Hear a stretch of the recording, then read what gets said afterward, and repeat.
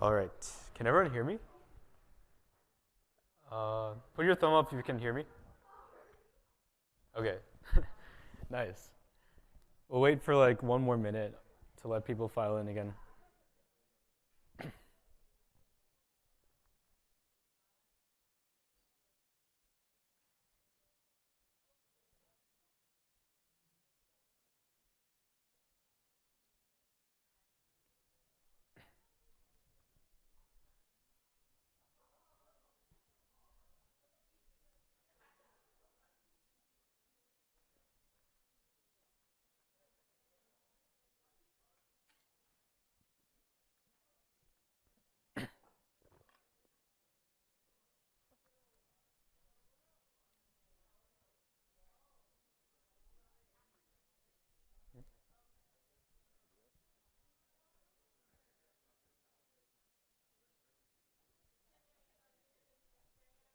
Yeah, should be. Okay, let's get started. So if everyone could quiet down. So I guess you guys haven't met me yet. I'm Kenneth. I'm one of the Eternal staff this year.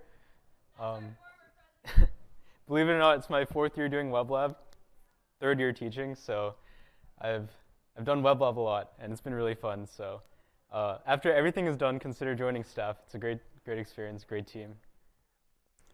Okay, so today we're going to continue our learning about sockets with an actual workshop, so you guys have a little bit more hands-on experience. So before lunch, if you recall, it was a long time ago, but Andy was introducing what sockets are. So can anyone recall what sockets are, or like what a socket does for us? Yes.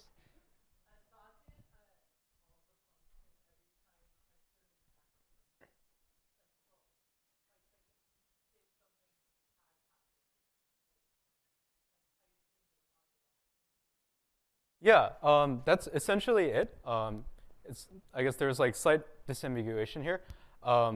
Basically, a socket is another way to connect a server to a client, and vice versa. The problem we had with API endpoints was that basically every time the client sent a message to the server, and the server like stored in the database, whatever, the client still had to refresh the page in order to see other clients' messages.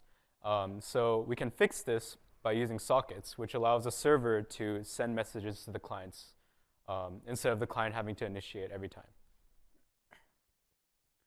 So let's get started. All right, and as Andy mentioned before lunch, there are 2 really important documents that you should pull up. One is a socket guide, which is actually, you can read this later. Don't read it during the lecture. It's basically just supplemental information about like what sockets are and why we're using them. Basically, a review of Andy's lecture. And then the second one is documentation for the staff code that we wrote and provided for you. And this will be important later on if you're just trying to like look through the code by yourself and do the workshop again. All right, so let's connect 2 sockets. So Andy mentioned the syntax before lunch, but I want to review it again. So basically, our syntax for broadcasting a message from the server to all connected clients is this emit function. And the syntax for a client listening for messages on a specific channel is this on function. So these are the 2 most important functions that you'll need for sockets. So if you take away anything, just remember you have to use emit and on. All right. So this was briefly introduced before lecture, but there are 2 arguments that each function takes in. Can anyone recall what emit takes in? No? As a hint, there's like a channel for the socket to broadcast messages on. And which argument is that? Okay, no worries. The first one? Is it? Yeah, it is the first one. You're right. Yeah, so for both functions, actually, for emit and on, the first argument will be like the event name, which is the channel that you want to broadcast and receive messages on for your socket. So it's just like a string that can be anything you want. Just make sure it matches the channel that you actually want to like broadcast and receive from. And then the second argument They're different for the client and the server. For the server, basically any message you want to emit from the server to the clients, any data that you want to send, you'll put it in the second argument. It can be anything, an object, list, string, etc. And then on the client side, when we're listening for messages from the server, our second argument will actually be a callback function that will take in the data from the server and then any logic that we want to do with the data. Okay, any questions about the syntax for emit and on? Okay, moving on. And then finally, there's a bit of a bit more logic you need to do. You can't just call emit and on. Basically, the socket library itself provides the emit function, but the socket objects themselves are the ones that have the on property.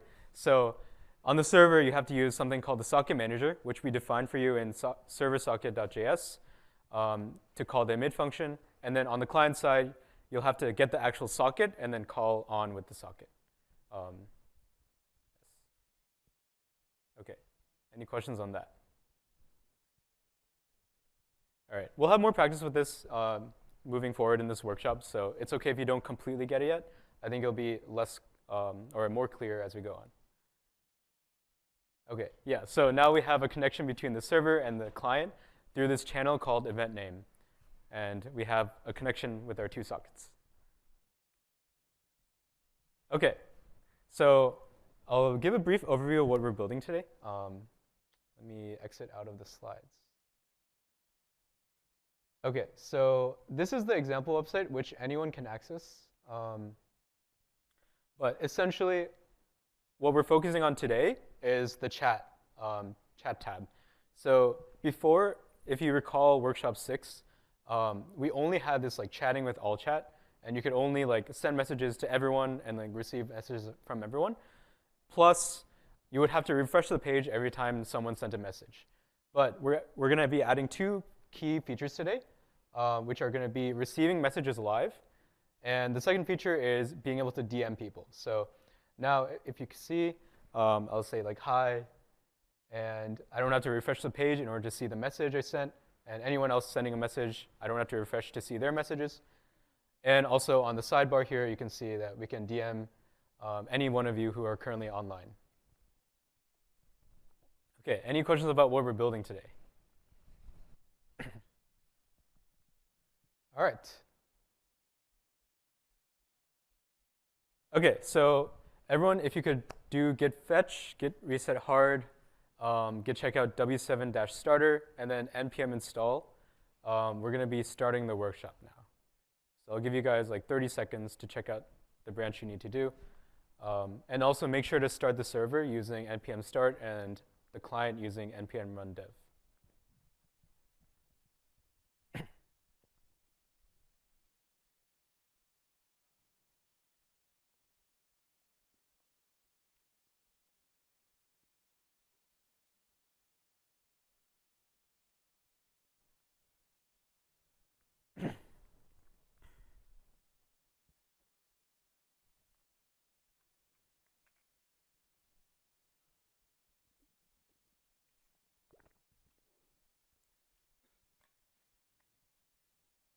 Okay, raise your hand if you still need more time to check out the branch. All right, cool. I'll assume everyone has the branch checked out and your server and client running. All right, so our first step is going to be socket related, and we're going to be basically just doing what we did, or what I introduced just now, which is using the emit and on functions. And this will allow us to basically receive messages without refreshing the page. So if you go into your code, you'll have two sub-steps. Step 0.1, which is implementing an emit from the server, and then step 0.2, which is implementing an on from the client. So I'll give you guys some I guess a minute to do this and check back in.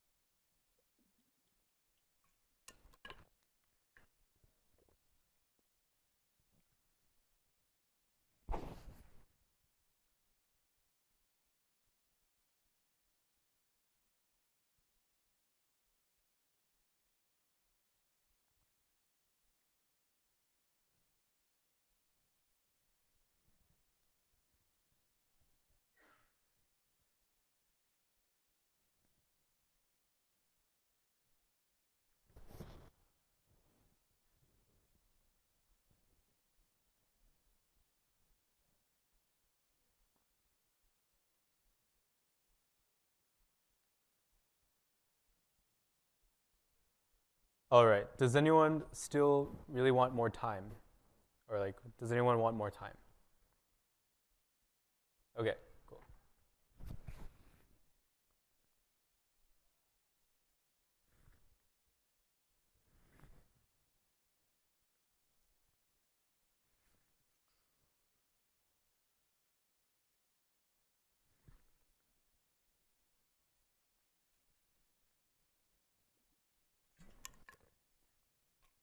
All right. So let's move on to coding this up. All right. So the first function that we are told to implement is in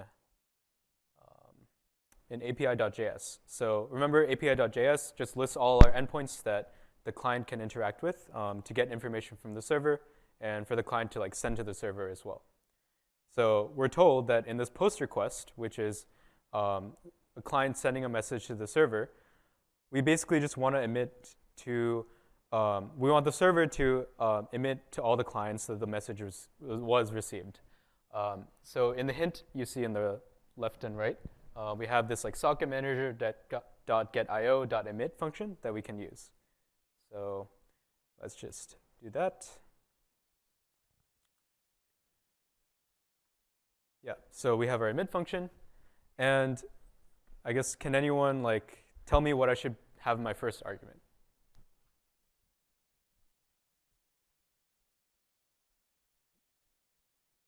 Okay, I'll just call it like message. It's like a very generic name, but let's just call our like channel that we're sending like our messages on just message.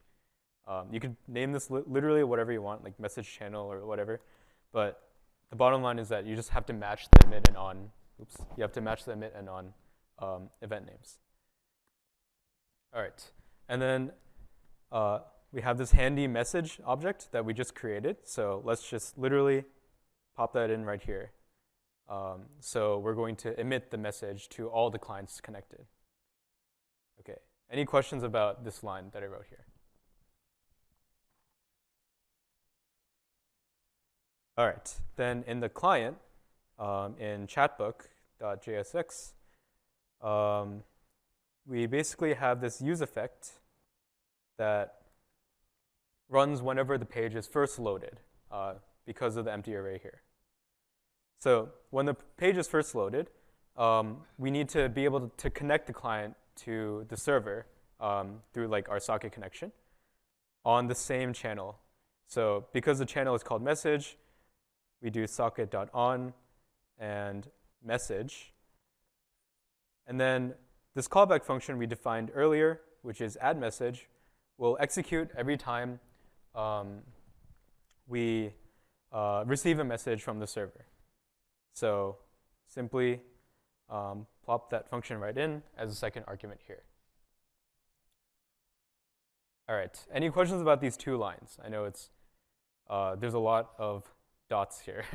socketmanager.io.emit. Yes.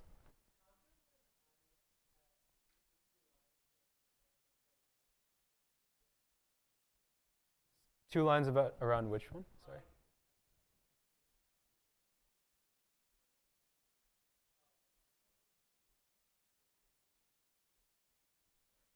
Oh yeah. So I guess so. We have like two environment variables that you could replace with your own if you want. But if you don't have a .env file, we also like have our own strings here. Is that what the error was?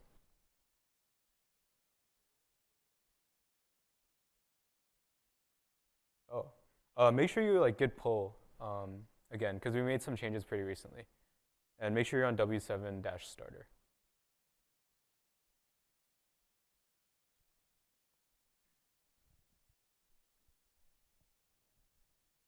Actually, I'll also see if it works on my computer. Okay. So does a website not run at all?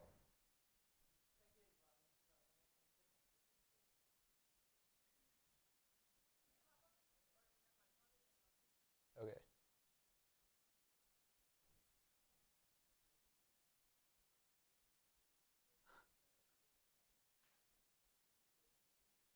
Okay, I think, so I'll move on because messages works for me, but yeah, hopefully you get that resolved. Okay, cool. So yeah, any questions about emit and on? And then we're gonna move on. Okay, cool. Yes, so just as an overview of what we just did, now we're able to have this post request, which sends a message using /API/message. Let's say like Kenny sends a message, and the server will now emit that message to everyone listening on this message channel. So everyone, we're assuming that everyone like subscribed to this message channel. Everyone will receive this hi message now, including myself.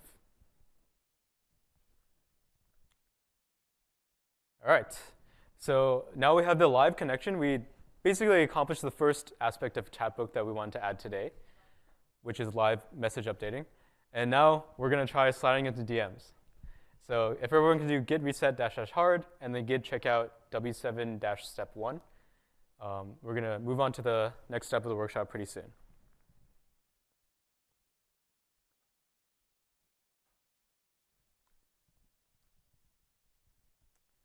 Okay. So before we move on to actual coding, if everyone could like put their laptops like half folded and then pay attention to the lecture portion, we're just going to first visualize like why we can't implement DMs easily, and then we're going to move on to the workshop. So this is going to be a bit complicated, but hopefully you get to follow along and make sure you ask questions either on the questions doc or out loud if you have questions. All right, so our current scheme, we have these primitives, socket.emit and socket.on. And we're assuming that we have that already implemented like we did in step 0.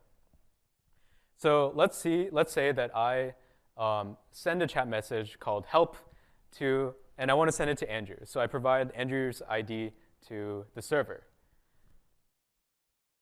Server will do what we did, socketmanager.getIO and socketmanager.getIO.emit, and it will try to emit this chat message to everyone who's listening. But the problem is we just sent a DM to everyone in like all the clients connected to the server. So everyone will see the private DM that I wanted to send Andrew, including Sammy, which I didn't want him to see that. So this is a complicated problem because as it is right now, the server doesn't really know like which socket belongs to which user. So it's like hard to connect the server to, the socket to the user to the socket. So we just can't send DMs at all. So just to recap, the problem that we have is, the first problem is that the emit function that we have alone is public to all sockets. But we need to be able to send to a particular client socket using io dot like a particular client socket dot emit. Okay, can anyone think of like an idea of how we might be able to solve this problem? And the hint is that like we need to get the client socket that the DM is addressed to, like the DM recipient socket. So how might we be able to do that?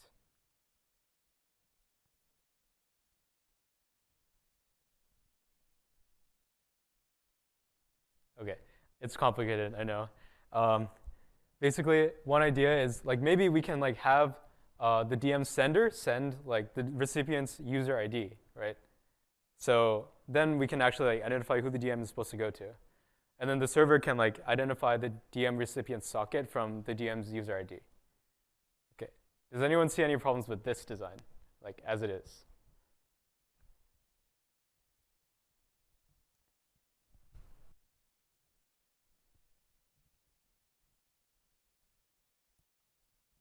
Oh, that's okay.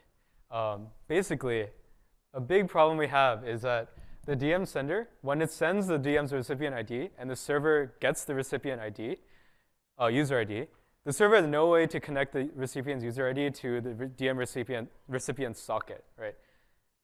I guess, does that make sense to people? Because the user is a different object than the socket. The socket is just like this live connection between the user and the server. But the user is like this like long-standing thing that is like contains information about the actual user.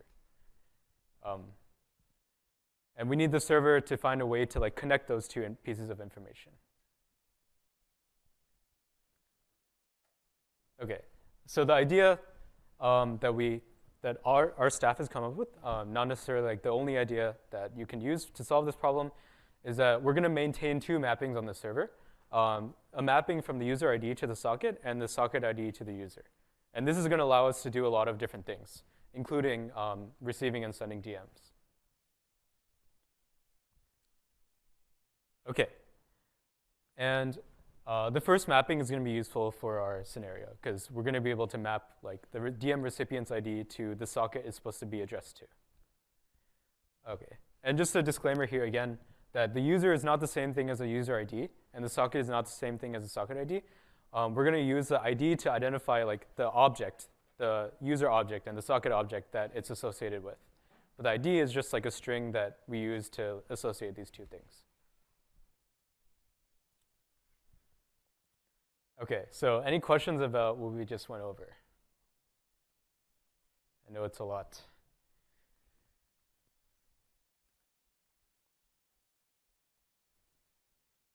Okay. And just a visualization for our solution. Okay, let's say we have the same scenario as before.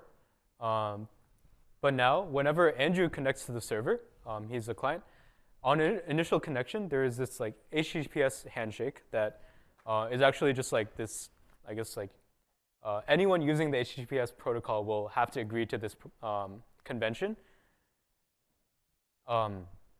Basically, Andrew through the HTTPS protocol will provide socket information to the server so that the server can initialize this socket connection with Andrew. And now, when Andrew wants to send a DM, when Andrew wants to connect to the server, it's going to call this like new API endpoint called init socket, send its user information and send its socket information. And what the server will do is it'll get Andrew's ID, the user ID, and then it'll call this function called add user, which we've defined for you. So add user, in a nutshell, basically what it'll do is it'll like have maintain these two maps that we just defined. So it's going to map Andrew's user ID to the socket that Andrew provided, and the socket ID to the user object. Okay. Any questions about add user? And this happens on any initial connection with the client to the server.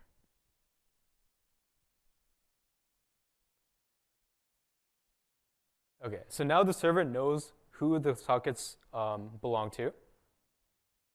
And now when I send a message to the server saying that I want to send a DM to Andrew, and I send Andrew's ID along, like the DM recipient's ID, now the server can use this function called getSocket from user ID, which, again, in a nutshell, just returns the user to socket map of the user ID to get Andrew's socket. And then finally, the server, using the emit function, we can do socket manager.andrewsocket.emit and chat help to Andrew. So only Andrew will receive that message and not Sammy. Okay, any questions about like our DM scheme?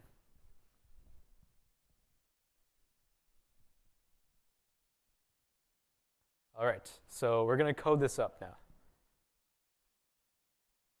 Okay, so again, actually, does anyone need more time to check out step one? Okay, cool. Let's move on to step one. And this step one is going to be focused again on sockets and maintaining that user ID to socket map that I just mentioned. Okay, so I'll give you guys like 2 minutes to complete step one. So just do git checkout step one, and then I guess the to-dos are in app.jsx and api.js. Basically, we're just going to want to connect the socket on initialization and add user in the server side.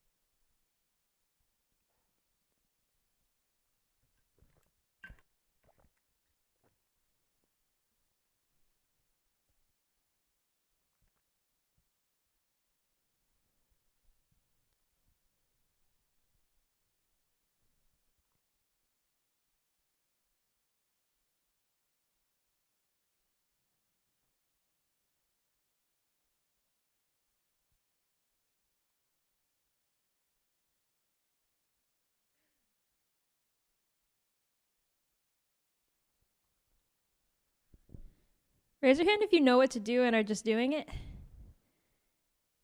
Raise your hand if you're done. And raise your hand if you're stuck and not really sure what you're supposed to be doing right now. Okay.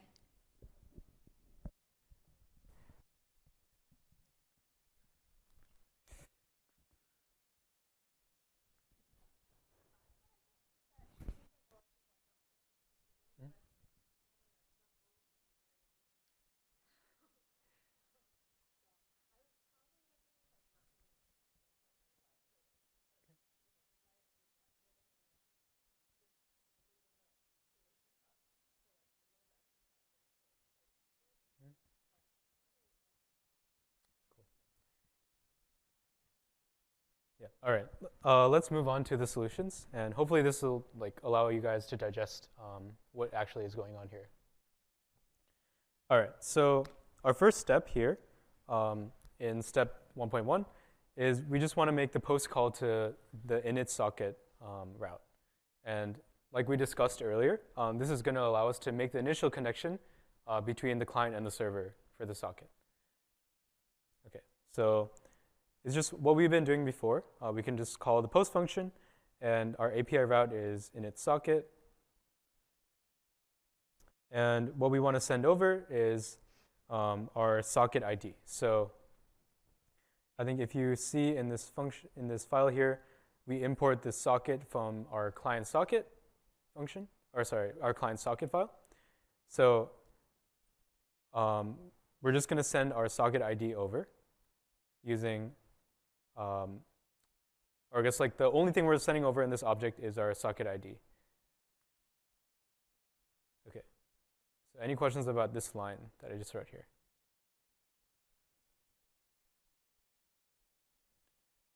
Okay. And now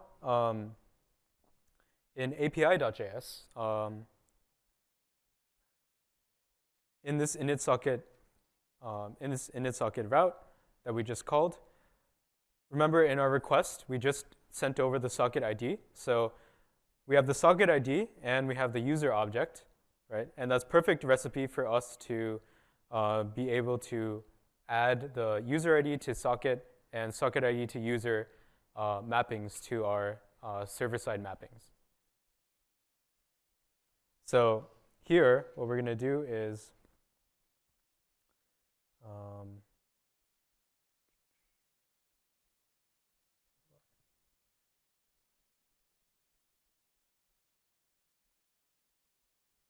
I guess I didn't take a picture of the solution. It's okay. We're just going to want to call add user from our socket manager here. So let's do socket manager dot get add user, and add user takes in the user object and the socket object, right? So we can get the user object from our request, and we can get the socket object using this handy function defined in server socket, which is get socket from socket ID. So let's do socket manager dot get socket from socket ID. And remember, we sent over the socket ID, so we can just do rec.body.socket ID like that. Okay. So any questions about any of the two lines I just wrote?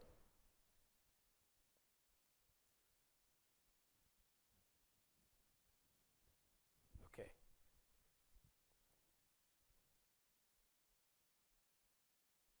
So now that we've implemented these two lines, which is through the init socket endpoint, the server is now able to map the user ID to the socket and the socket ID to the user. Okay. I don't know. Anyone who's brave want to tell me, again, what's the significance of mapping the user ID to the socket and the socket ID to the user in the context of what we're doing today? I just want to gauge if people are able to. Yes, one of you two.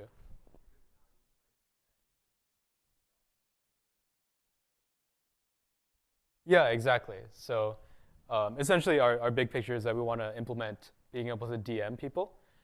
So now anyone who sends the post message with a specific user ID they want to send the DM to, the server can simply map the user ID to the socket and call socket.emit and only emit to that one user. Okay. So it's sort of this like roundabout way of like getting to another user, which unfortunately we have to do because everything has to go through the server. Okay, awesome. Let's move on to step 4. Steps 2 and 3 we're going to skip today because we would just want to focus on more of the socket portion of the workshop. But if you have time later on and you want to go through it on your own, 2 and 3 are really good for reviewing React because essentially what we're doing is like implementing like the front end for the chat list and like the all chat window and etc. So we're going to skip this today, but I'll still go through it. Yeah, so 2 and 3, we're just basically going to implement like our chat list and single user, which are like our DM like components. So our chat list is like the entire list of our DMs, and then our single user is like a single user that we can DM. And 2 and 3, again, please go through this on your own if you have time. Good practice for React. Okay, so after we assume we implemented 2 and 3, so now if you go to, if you check out like step 4 and you try to look at the website on your own, this is what you're going to see. So you're going to see this chat window. We have like chatting with all chat, which is like everyone like can see the message you send to all chat, but open chats will list all the users who are currently online. Sorry, it won't list all the users who are currently online yet, but open chats is where we want to put our DMs.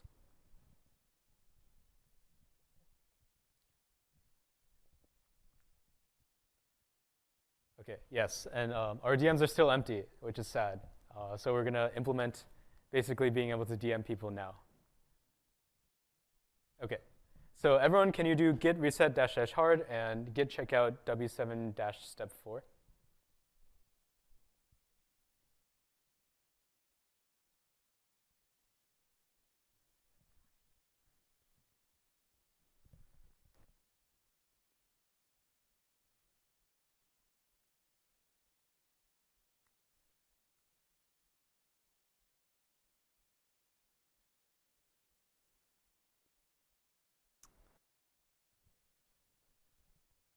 All right. So in step 4, what we're going to do is we're going to take this step by step. So each step is actually not going to be like super long until like later on, but we're just going to want to like implement like one line at a time, getting this straight. So step 4 is going to be focused on the API. So we're going to implement functionality to get all active users currently on Chatbook. And if you can imagine, this is sort of allow our client to be able to render all of the users on the DM component. Okay. So actually, I'll skip these slides. Okay. So in step 4, the API route, your job is to send back an object to the client with the field active users set currently to the current active users. So this is mostly a review. So I'll give you guys like a minute to do this, and then we'll go to live coding. And no worries if you can't get it. During live coding, I'll try to make it more clear.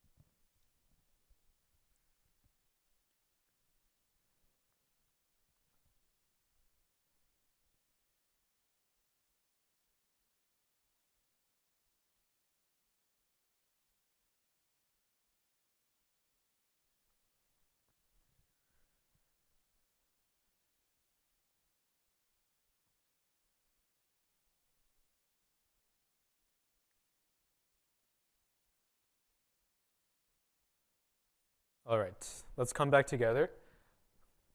Okay, so you've seen this syntax before. We're just fitting different things into the syntax that you saw before. So we're going to do res.send as usual. And we want to be able to send our active users, right? So let's send an object that contains active users. And active users will be our handy,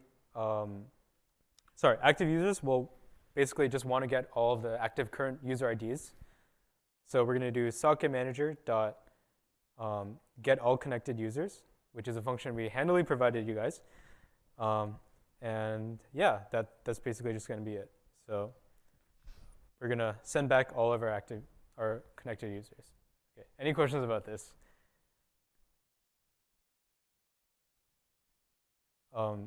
You might not really be comfortable with like having everything black boxed. I know it's like kind of hard to just think about these functions when you didn't write them.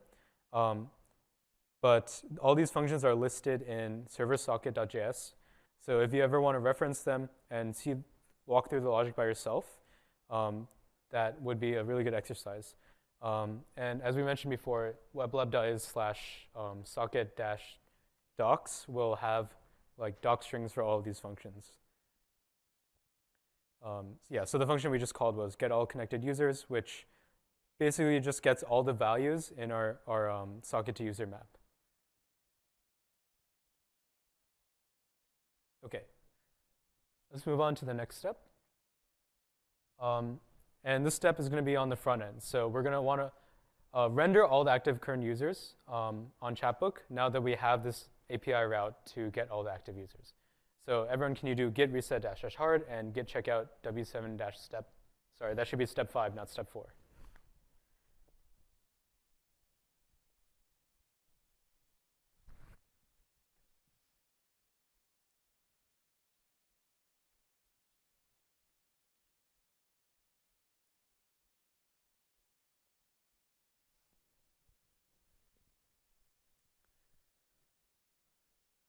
Also, a side note, but I really like this Git extension or this VS Code extension. If you use VS Code or any IDE that uses like the VS Code extension store, there's like this extension called Git Lens that allows you to like see every line, like who edited it last.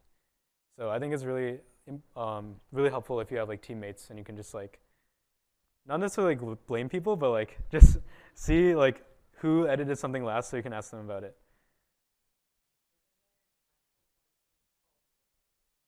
Yeah, there is. You can see, you can toggle file blame somewhere here.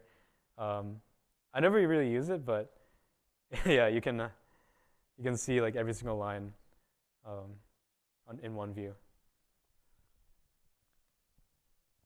All right, so let's start step 5. Okay, so again, what we want to do is now that we have the functionality to get all of our active users, let's actually render those active users. So this is React, so hopefully it won't be like super tricky. So I'll give you guys like a minute and a half to implement being able to display all the active users.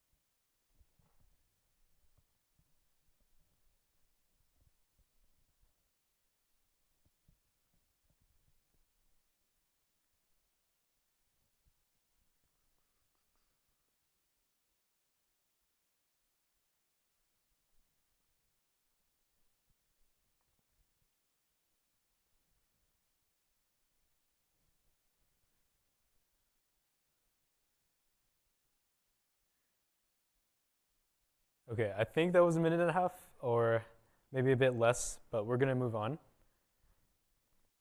All right, so remember we just defined this route called getActiveUsers. So let's just literally call that route. So get/API/activeUsers. And then after we get the active users, we're going to have some data from that API call. And then first we want to check to see if the user ID is defined. And if it is defined, which means like the user is logged in, what we're going to do is we're going to set active users to be our data.active users. And there's one thing missing here, but I will show you what this looks like first. So now if we go to our, actually any questions about what I just did here before I show you what Catbook looks like now? Yes.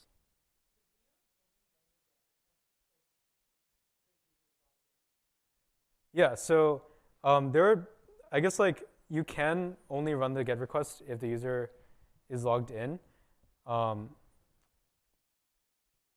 The ordering does matter here. There's actually like a race condition that happens if you have the user ID outside like this.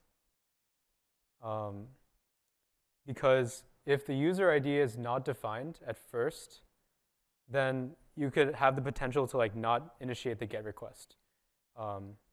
So basically putting the user ID check here will allow us to like first like do the thing that takes a long time and then like check to see if the user ID is defined, rather than like have this like check here, like if props.user ID, and like the user ID actually like loading in, like instead of having those two race. Okay, I know that was a bit complicated, but yeah. Any follow-up questions about that? Okay, cool. So now that we set our active users to our active users from our API request, let's see what our localhost looks like now. Oh, I guess it's hard for me to show this because actually, yeah, there's only like one client connected to the server, right? But trust me on this. What will show up is if another client is connected to the server. You can try this out by opening like an incognito tab. If another client is running on the server, it'll show here. One thing that we want to add before we move on is here. If you go back to the code here, basically we have this all chat like user that we also want to display as like a chat option. So what we're going to do, instead of just blindly setting the active users to what we get back from the data, we're going to actually concatenate all chat to our like what we get back from active users. So let's do all chat dot concat and data active users. And what this will do now is you can see here, now that we have concatenated that, we have two options. Like I can either DM with all chat or DM with myself.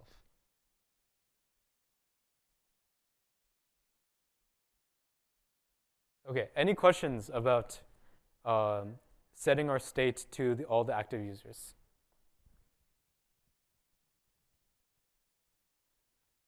All right.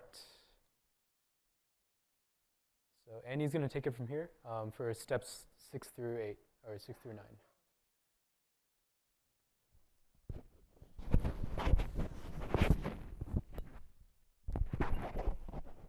I think we have a good amount of time. I want to give you like 3 minutes to just look through all the code that was just written for steps 0, 1, 4, and 5. So just look around in the code base, try to see if you can figure out what's going on if you didn't catch something.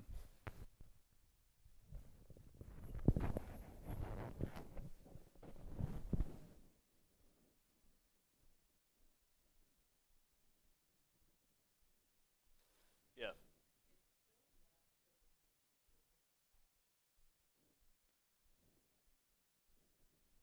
Like it's not showing these chats. if you made a change in your files, like especially in the server, maybe you have to like refresh.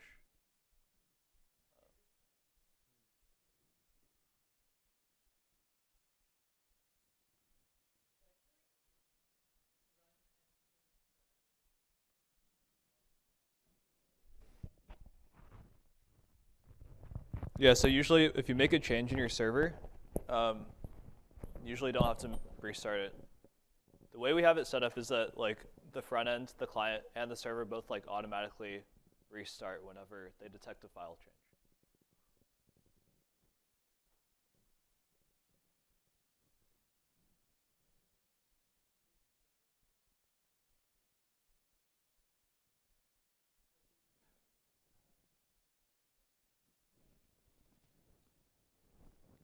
I also think that like in this step, for some reason, if you like refresh, sometimes the chats go away. So to see it again, go to like another tab like profile, and then press chat, and then you'll see the tabs.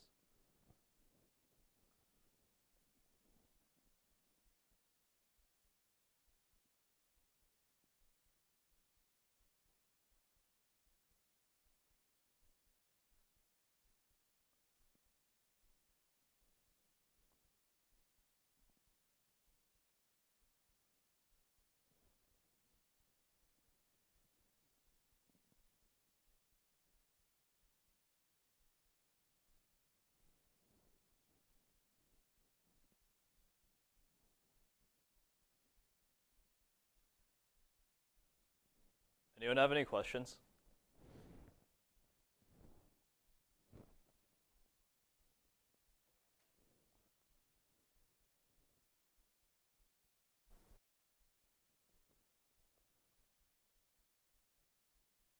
Okay. Go ahead and check out W7-step 6, please.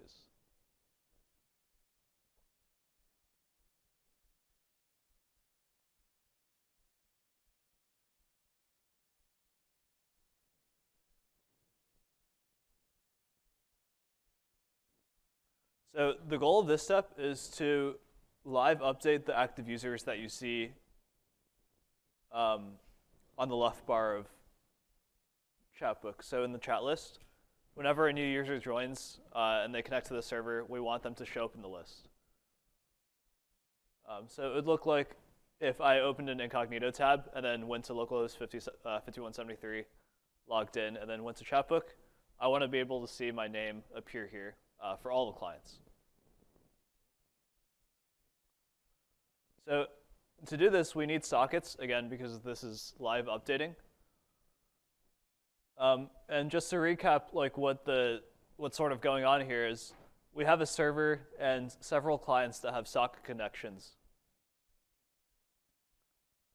And whenever we see a change in the active users, for example, if a client joins, connects to the server, or if they like leave and disconnect from the server, then we want to emit an event called active users.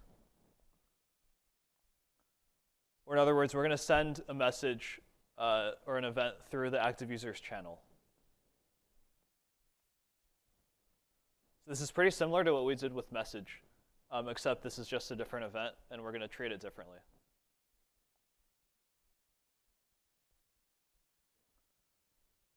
So yeah, again, the goal is to have the client update these active users on the left live. So for step 6, I'll give you like 2 minutes to think about what you would do. I think the important part is really understanding, like planning out what you would do, the steps that you would do, and then start implementing. But here, you're going to be working inside Chatbook at line 66. And essentially, what you're going to do is on the client side, have a use effect that starts some process on mount. And the process is going to be listening for the active users event using socket.on. So to be explicit about where the code is.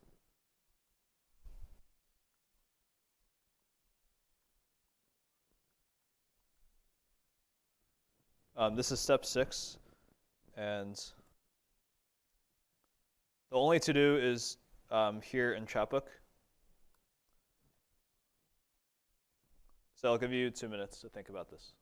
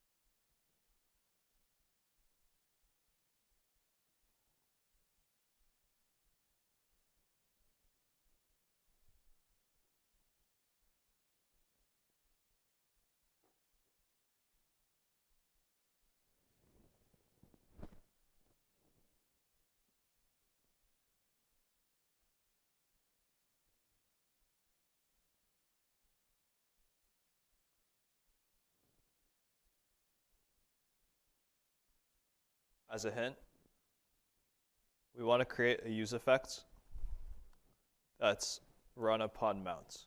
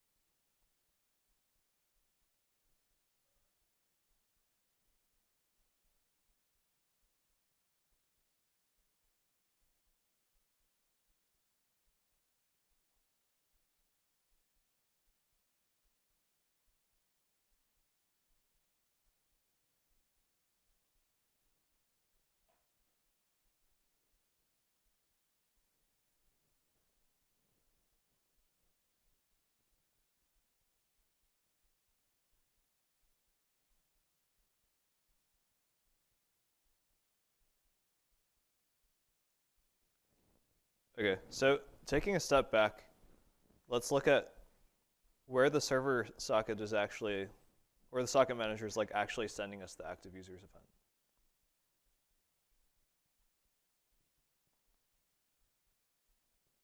event. And if we take a look in server socket,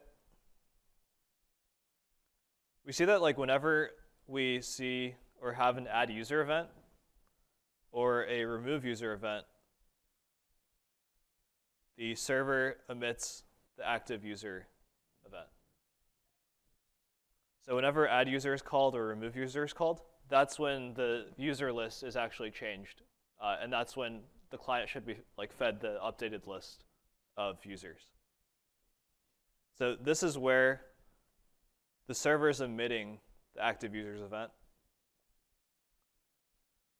And now on the client side, whenever we open Chatbook, so whenever this component, the Chatbook component, is mounted, we want to be constantly listening for any potential server socket events. So to do that, we're going to have a socket.on listening for the active users event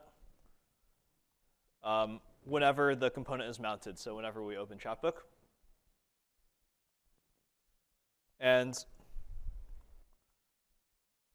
what do we do inside here? Well, the second argument to socket.on is the callback function that we run whenever we get the active users event from the server. So I'll just open it one more time just to see what exactly the server is emitting.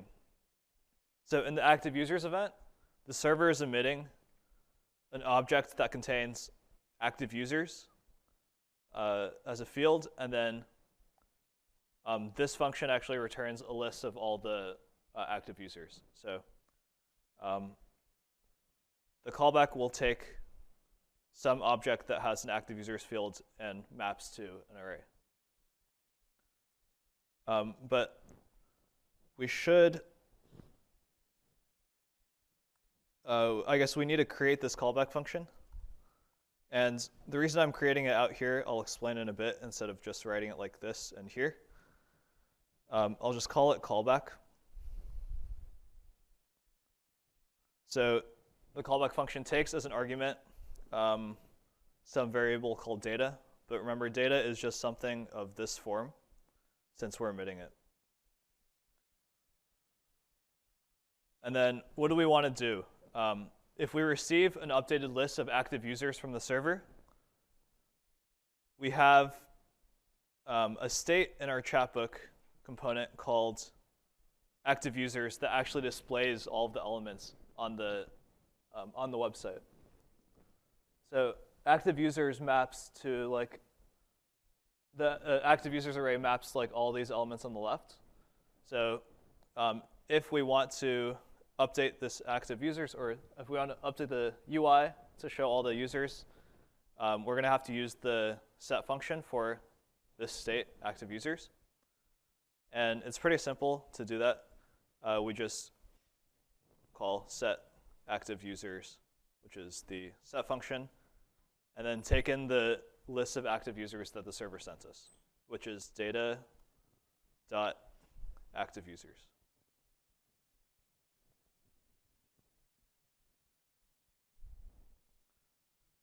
I do believe that the active users only returns like actual clients and not all chat. So before setting it, we're going to actually just concatenate all chat to the front.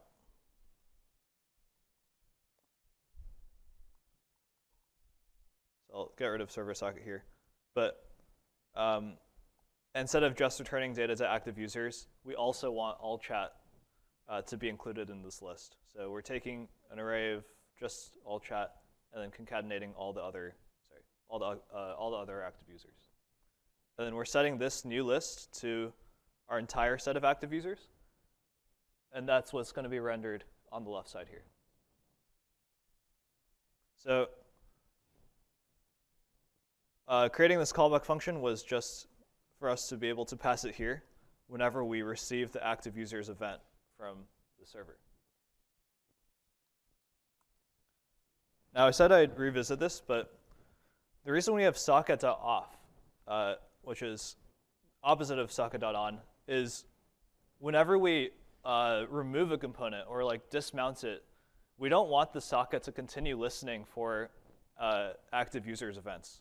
So let's say I navigate to chatbook, or I'll start at home, and then I navigate to chatbook. And what should happen is this use effect should run, because everything inside here runs on mount.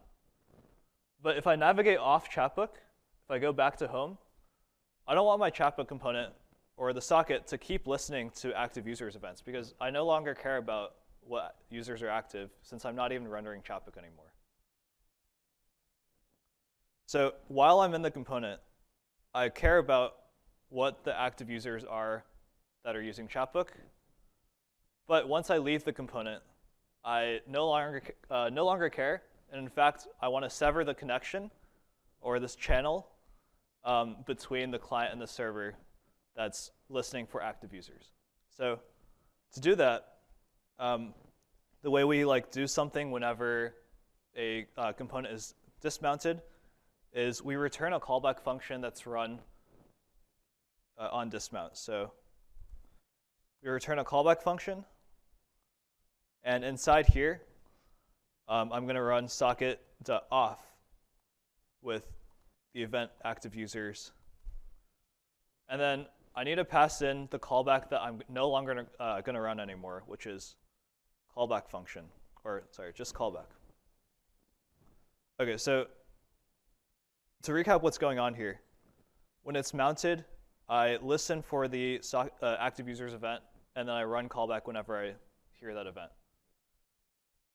And what's really happening is you can actually create like many different callbacks for events, like socket.on, active users. And then if I define a callback to, I could also do this. And the client socket actually keeps track of like all the callbacks that are run whenever some event occurs. So if active users occurred, then I would run both callback and callback to. But in this case, it's just callback. And then this return statement makes it so that whenever we dismount the component, when we leave chatbook, then we remove callback from the array of like callbacks that occur when active users is emitted. So in this case, since callback is the only listener that's happening, when we run socket.off active users callback, it just removes callback from the listener array. And then now nothing happens when we receive the active users event. So it's really important that we define callback here. And this is sort of a throwback to JavaScript, but callback is actually a reference to the function that is its value. So callback isn't actually the function itself, it's a reference to the function. And that's why when I pass in callback here, this is going to be the same callback as the callback that I passed to socket.off. And this is important because when I do socket.off, I have to be able to find like which callback function to remove. And it only is able to do so because I have a reference to the function. So I pass in a reference here and a reference here. And it would be completely different if I just like directly wrote the function like so. Even though it looks the same, I'm just like copying the actual function value. It's not going to do the same thing because JavaScript doesn't know that these two objects are actually the same. So that's why I have to create that variable to store the function. Okay. This was not a lot of lines of code, but quite important for a conceptual understanding of sockets. So any questions about this?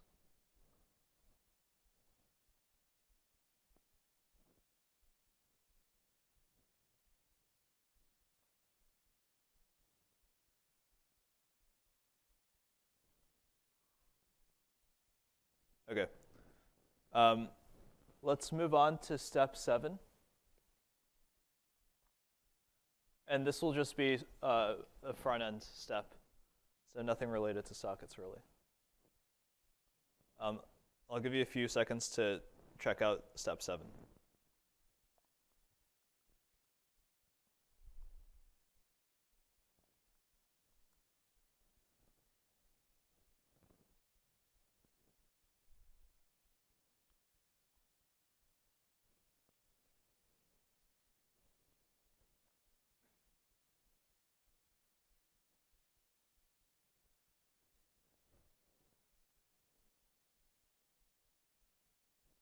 Okay, so in step 7, what we're doing on the front end is displaying the active user's messages. And the active user is whatever user is like selected here. So by default, all chat is our active user. And when we select it, it's going to show all of our messages with all chat. And ideally, if I press Kenneth, then I can see all the messages that I have with Kenneth. And this step is actually not going to fix our problem completely.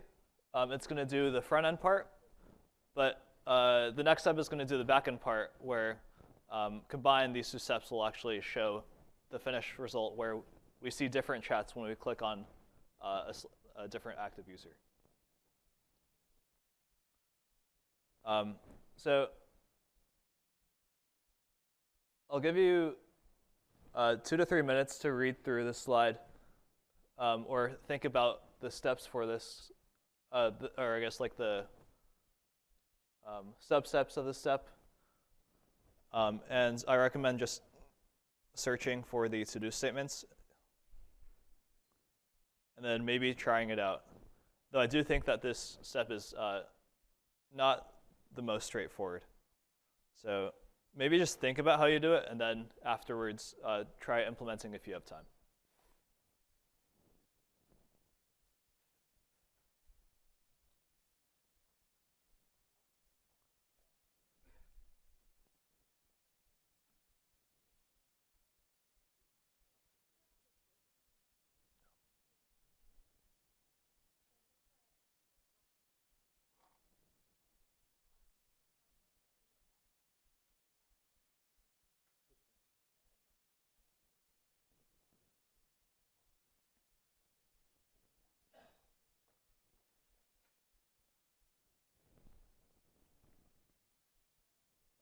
I should have set this up a bit better, but recall that in Chatbook and Workshop 6, we have a state called active chat. And this state is an object that contains a recipient and a messages field. And we use this state to actually render the correct recipient. So by default, our recipient field is set to all chat, which corresponds to this div. And then messages, which is initialized to empty, but then filled by making requests to the server, maps to all these messages on the right side.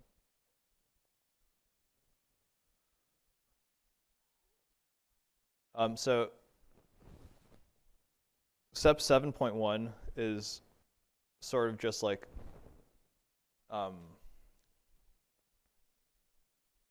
setting the active chat to have the correct recipient.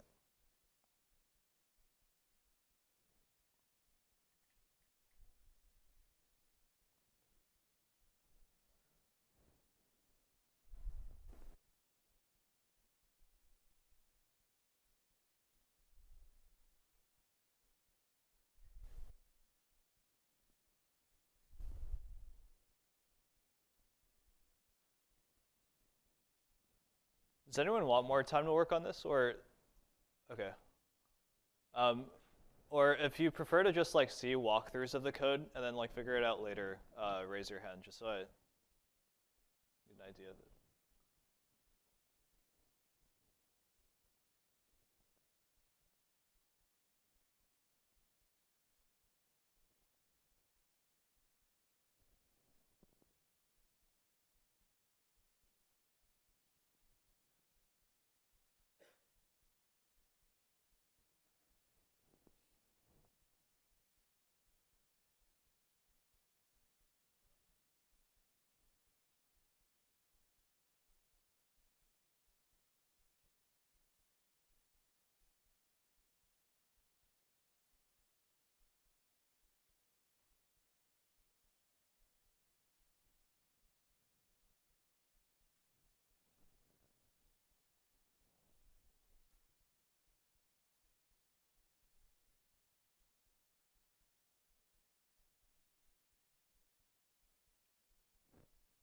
Okay, I'm just going to go through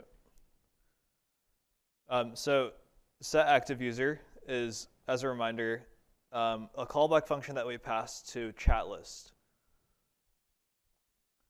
So the chat list component then uses it so that whenever we press like one of these tabs, it sets the active user to whatever tab we press.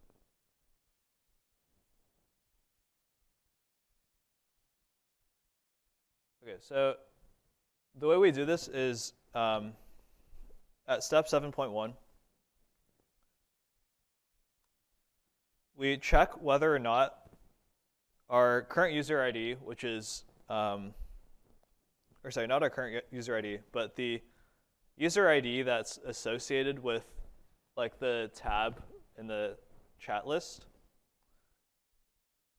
is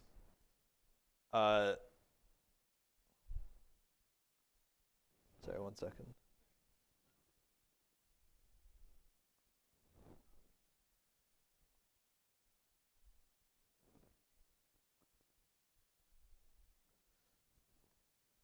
Let me just make sure that this is correct.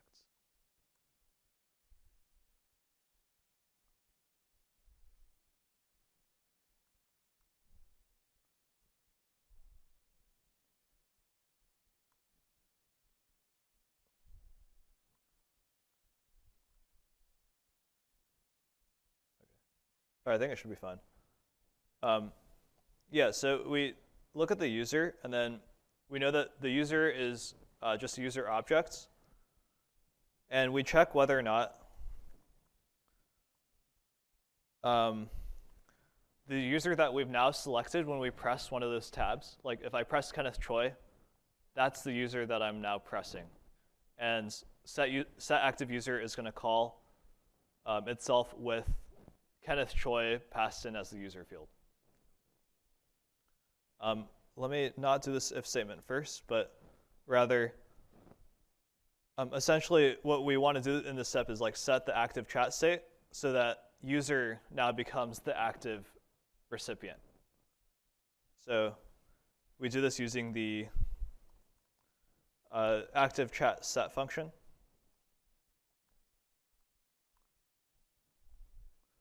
And the recipient, which is also user objects, we just set to the user. And then when we first create this, this state, we want the messages to be 0. Sorry, the messages to be like an empty array. And we'll actually like fill this in a different function, not in the same function, just so that like the code is more clean.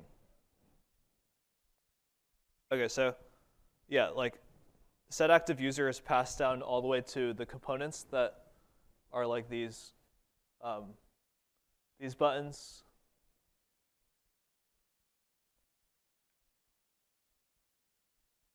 These buttons, and then when I press on a user, that user is like passed into this callback function, and then I set the active chat recipient, which is going to determine which like user is selected in this in chatbook. I set it to whatever user I just clicked, and then I set the messages field to be empty. But clearly, messages doesn't say empty. So in step 7.2,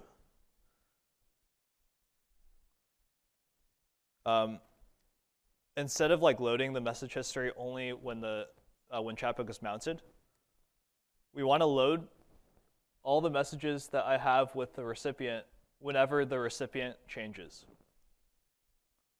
And this is done by running or having a dependency array active chats.recipient. So whenever the recipient changes, and then .id is just more safe because it's a more comparable value. It's going to be like a string, so it's more clear when like an ID string changes. So whenever my recipient changed, I want to load the message history for that recipient. And load message history takes in a user object, not an ID. And you'll see in the completed step that in set active user, there's an if statement surrounding this. Let me just type it out real quickly and then just explain what it does.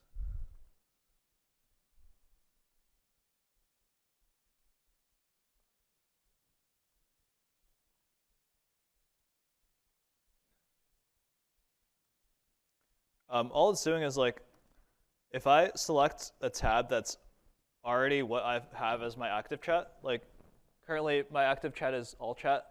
If I select it, I don't actually want to like change, I don't want to like re-render the entire component, like reset the state to be empty and then have to like fetch it again.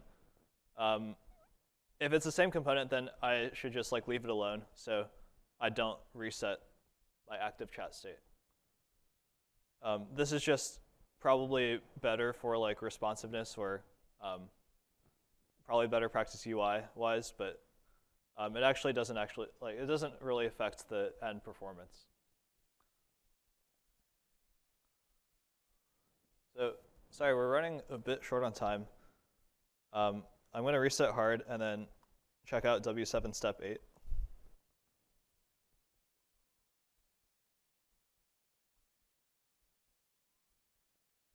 And this step retrieves all the messages with the recipient that I now have from the database. And this is going to be implemented through the backend route when I request for all the messages. So the current behavior, if you've run it already, is that like if I press alt chat and then select a different recipient, the messages still stays the same.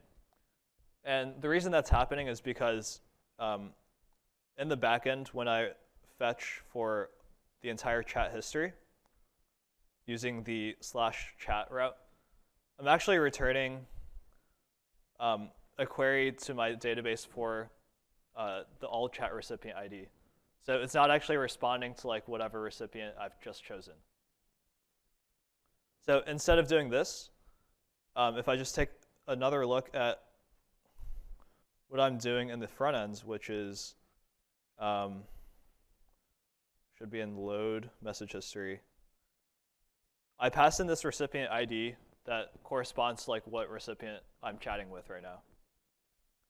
And I should use this within my query to the database to retrieve all the chats that I have with this particular recipient, instead of receiving like the chat I have with all chat.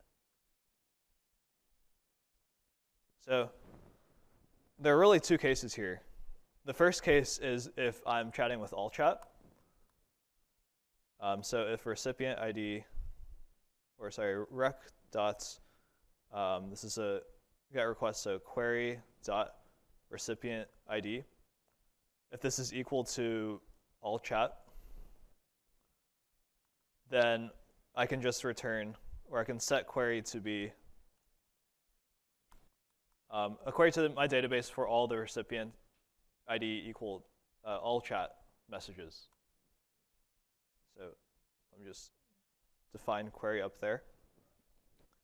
And then otherwise, if I'm not talking to all chat, then I'm talking to one individual person. And if I have a DM with someone, then I want to find all the messages that are either between me and the person, so sent from me and received by the other person, or sent by the other person and received by me. So there's really two types of queries that I want to account for when I query my database. And this isn't too important, but whenever you do this, you just use this OR operator and then pass in a list to this field that contains as many like expressions or query expressions as you want. So if I take a look at how I defined my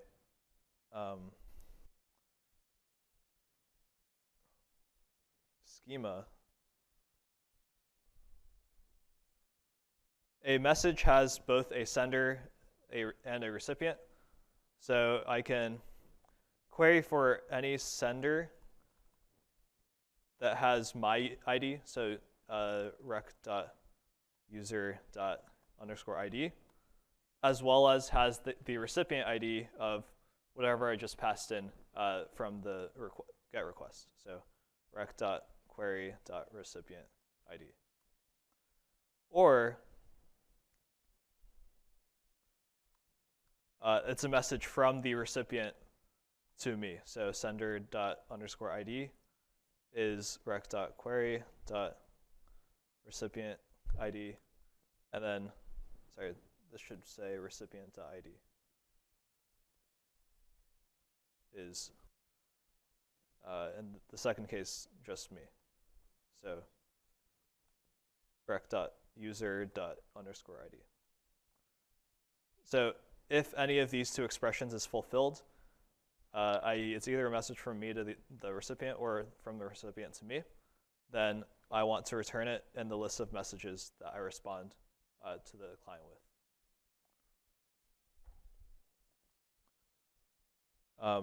And yeah, the rest of the code here should be the same. And I won't run it because we don't have much time. But just trust me that this works, and you can reset to the next branch to ensure that it's correct.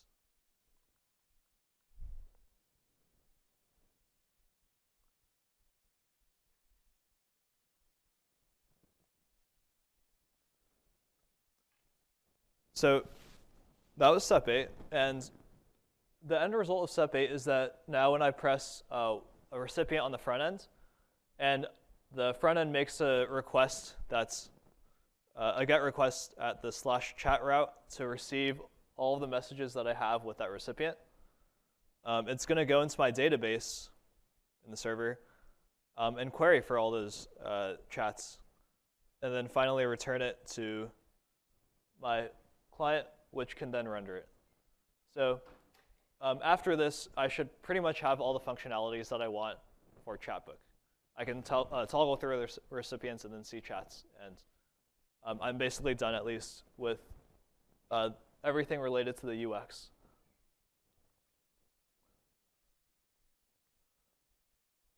And this last step that I'll really breeze through is just restricting the emit message, or restricting the message event to relevant users when someone posts a message. So if I write a new message using the new post input and then make a post request to /message, I don't want all my clients to receive this event and then update using socket.on or whatever. I only want to send the event to the clients that are actually relevant to the chat. So if it's all chat, then of course all clients are relevant because everyone's in all chat. In which case, I would just use socketmanager.getIO.emitMessage, which is the event name, and then I just pass in the message. But if I'm working with a DM where there's only 2 relevant users, myself and one other recipient, then I want to be able to take or choose which sockets I emit to. So there should be 2 sockets that I emit to, one for myself and then one for the recipient. I'm just going to show you the final step of what this would look like. So if it's all chat as my recipient, then I just emit this, oh, message has been updated or added to all my client sockets. And then otherwise, I use get socket from user ID to specifically choose the socket that's corresponding to me, the user, and then I emit the message. And then I also take the socket corresponding to the recipient and then emit the message.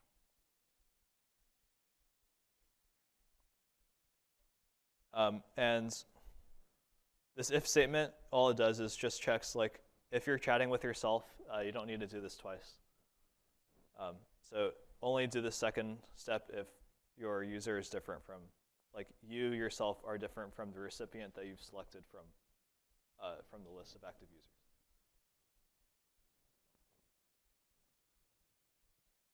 Okay, sorry that was fast. I recommend afterwards to go through step 9 as well as probably step 8 because that was kind of fast. Also step 10, which I'm skipping here, but is, I guess, not too important, though kind of helpful for like practice. And step 10 is simply like removing some redundancies in your code within Chatbook. And then I would just like probably check out the complete version at w7-complete to see the change from step 10 to complete. That's it for workshop 7. And yeah, check out W7-complete. And while you're doing that, as a recap, sockets are really, like, in terms of code, like the amount of code that you have to memorize, it's really not a lot. There's really 3 parts of it. There's like the client side and the server side. So On the client side, you're always listening for events from the server, and you just use socket.on to listen for events. And then on the server side, you have two options. You can either use .getIO to shout to all of the clients who are listening, or you can use Whisper to get specific sockets based on user IDs, so that you only send messages to like individual clients. Yeah, so if you could please fill out the feedback for this lecture, or for this workshop as well as the previous lecture, that'd be great.